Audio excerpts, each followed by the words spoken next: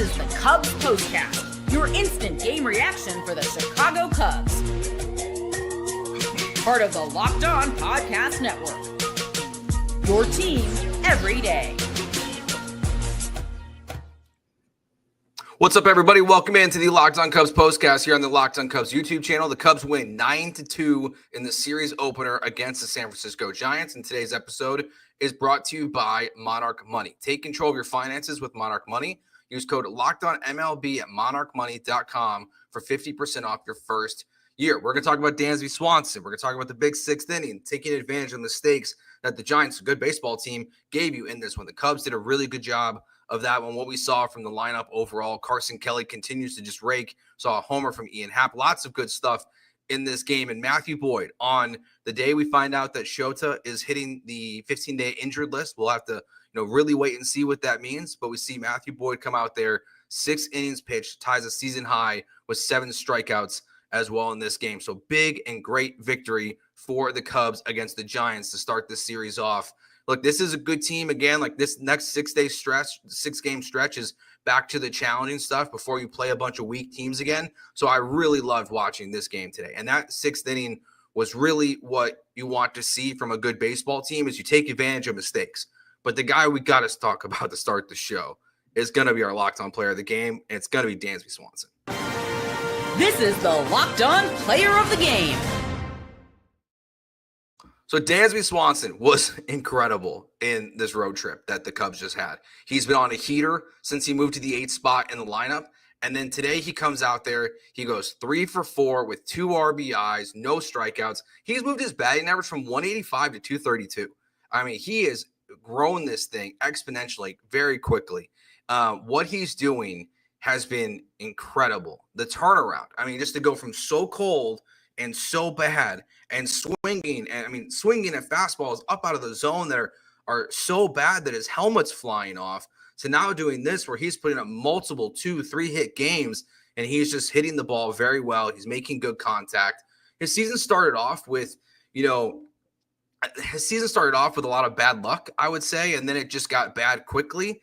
And then all of a sudden it went from really bad to what it's been now. And it's been very good. And that's why he's the player of this game, because he's just contributing in a way that we haven't seen. Nathan says Kelly got gypped for player of the game. I think Matthew Boyd's probably the guy who got gypped for player of the game, to be honest with you. But I just got to go with Dansby right now, because we got to talk about how good he's been. I mean, what he's been doing in the 8th spot. We know how good this Cubs lineup has been. From 1 through 7, it's been fantastic. You've gotten some contributions out of different guys at third base. But Dansby's kind of been the black hole in the lineup for the most part of the season. And what he's doing now, it just extends it. So when Kyle Tucker is not, on fire like he was to start the year, or, Ian Happ is he's having a good year, or Seiya is having nights where he has 3 strikeouts and the nights where he has 2 doubles or 2 home runs. Having Dansby kind of balance that out, it's been really good. We also said Craig Counsell, we saw him make a small change in the lineup today. He flipped Pete Crow-Armstrong and Nico Horner in the lineup, which I really like. And we saw it come into effect a lot in that 6th inning in this game with Pete Crow-Armstrong, the damage he can do on the base pass. But I also just love the idea of him getting on and Nico moving him over. I mean, if Pete Crow-Armstrong hits a single, we all feel pretty confident he could steal second base. I know he got thrown out on Sunday, but like William Contreras has got a cannon.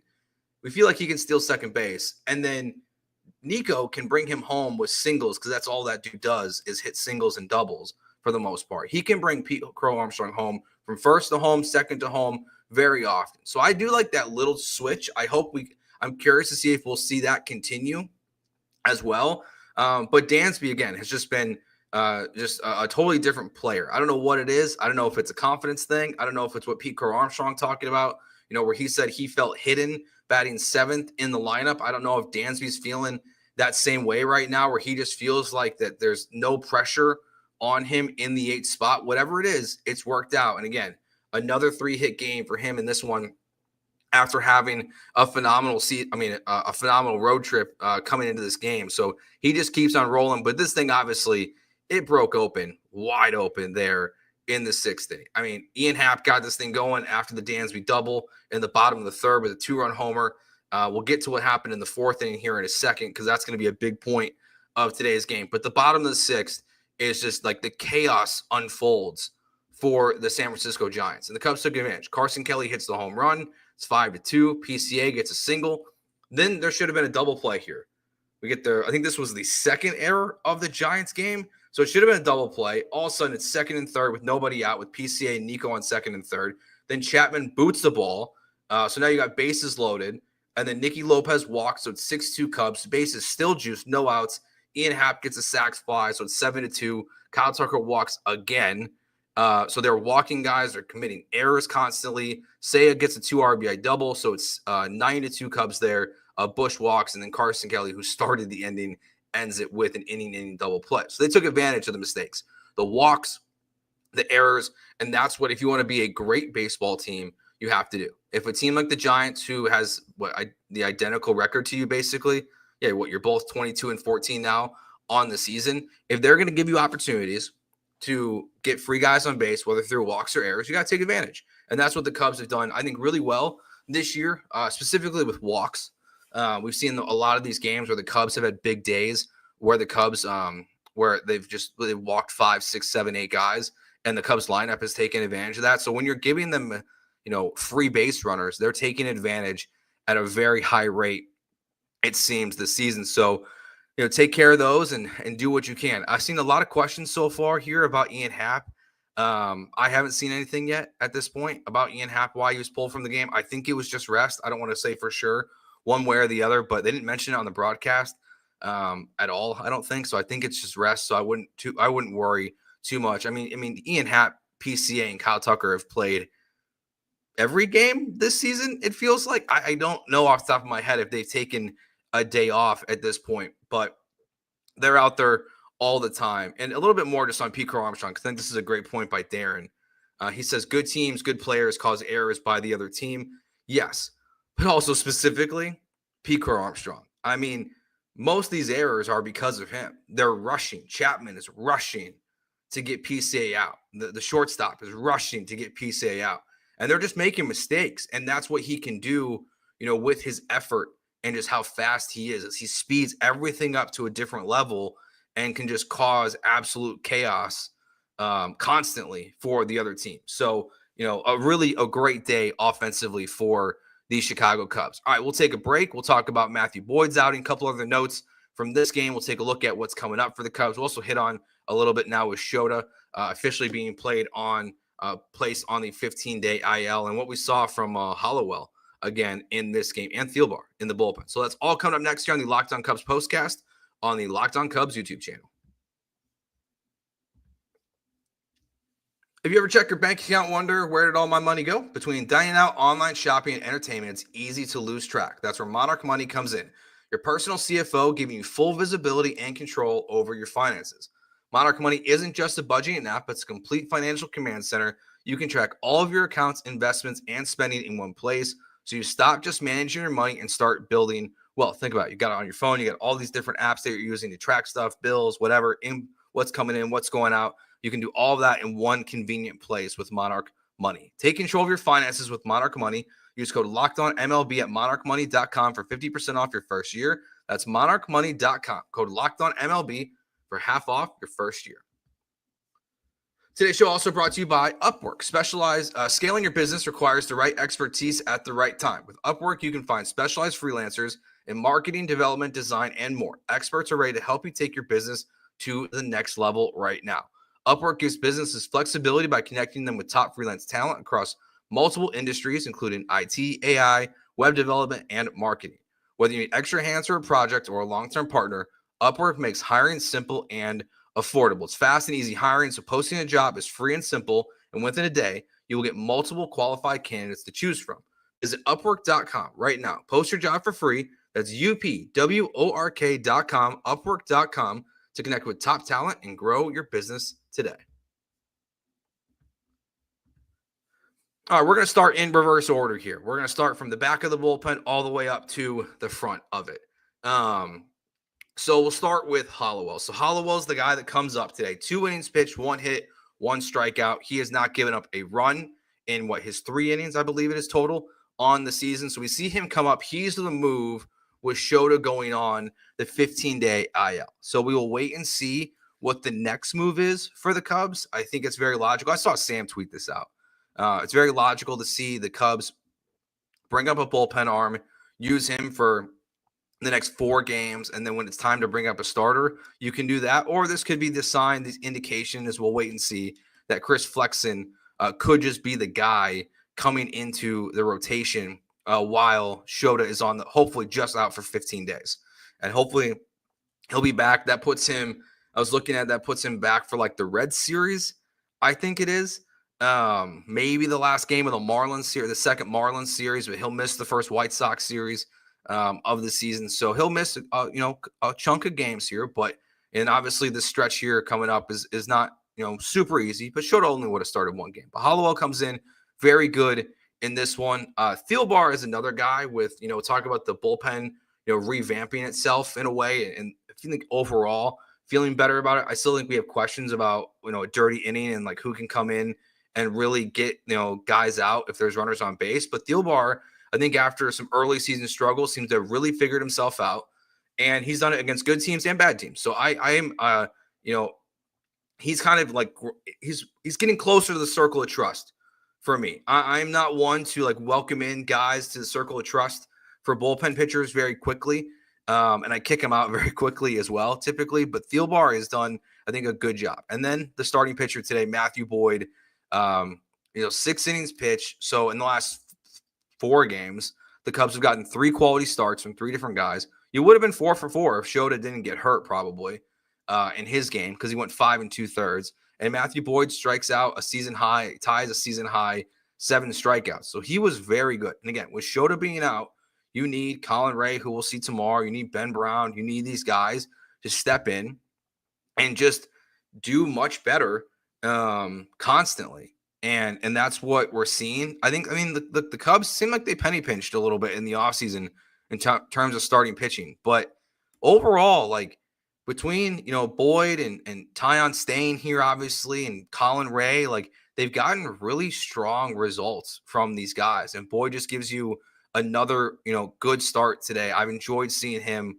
on the mound, and he really has just done a good job. So they just keep it rolling right now. And again, like eventually we think the Cubs will add a starting pitcher, but this is kind of what you need to see, because there are going to be days where it's a struggle. But, if you can limit the amount of times the bullpen is needed for multiple innings with Justin Steele and Shota now both being out of the rotation, like you just got to find a way to get these guys to 6 innings as often as possible. And that's what the Cubs are doing so far. So definitely, kudos to these guys as well. The chat is wild right now with trade suggestions. They're hilarious. I'm not reading all of these. I don't have enough time to read all of these, but wild things happening in the chat with who the Cubs should trade for. Started with Chris Bryant. That's my guy. We shared the same exact birthday, day, year, everything, but hard pass. All right, let's get to our turning point of today's game. Time to reveal where the game was won or lost. It's the turning point. Okay, so, you score all those runs in 1 inning, but there's 2 things. There's 1 inning, I would say, that to me is the turning point of this game. This also helps me very, very, very easily highlight the man at third today for the Cubs. Nicky Lopez goes 1 for 3 with an RBI and a walk in this one. Got his first hit of the season, first hit as a member of the Cubs. If I'm going to look at one turning point for today's game, it's going to be the diving stop that he has in the top of the 4th inning, and he gets the runner out at second base, which made it 1 out. So that felt like not a big deal in the moment, just a great play, but he gets the out, and then there's the grounder to Matthew Boyd. It's 2-2 or 2 outs with a runner on second, but then Matos comes up and he hits the home run, and it's a 2-2 ball game. If Nicky Lopez does not make that play, maybe it's 3-2. And who knows if the Giants unravel, because we know baseball is a really strange and weird sport that if momentum starts to go one way, things can unravel quickly for a team.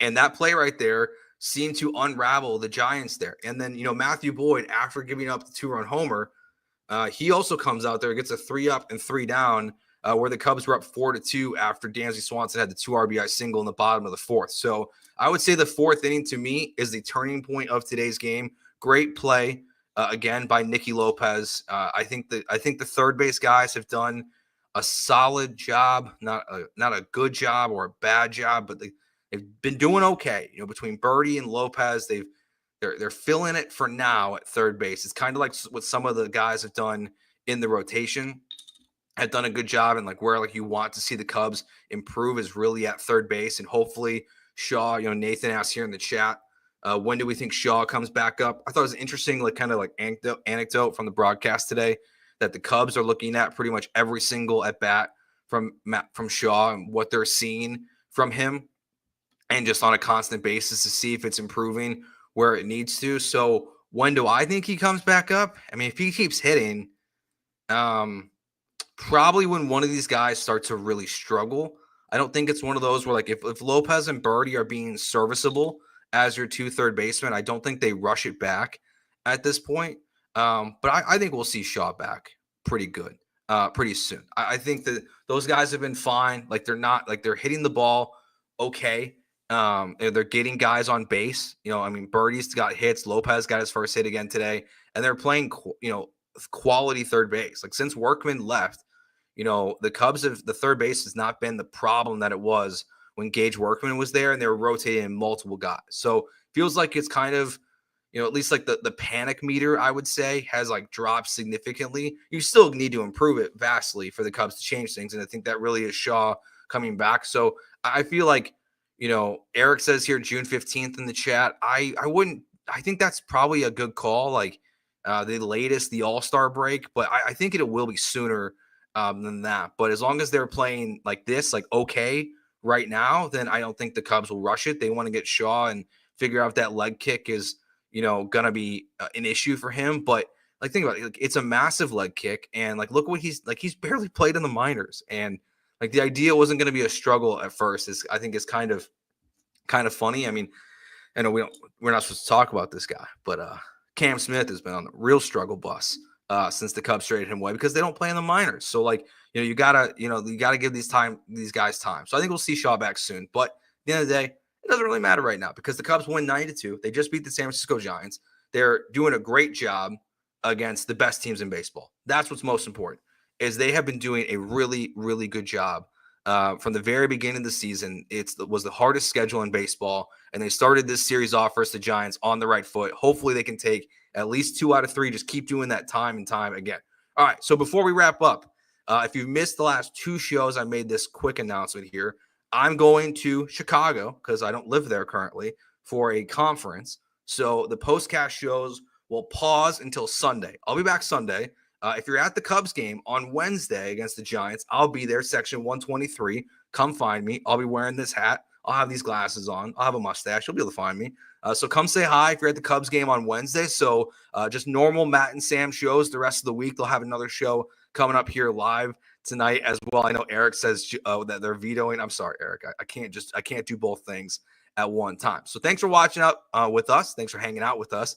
We'll be back Sunday for the next postcast show. Matt and Sam, their normal show tonight and the rest of the week as well. So we will talk to you guys next time.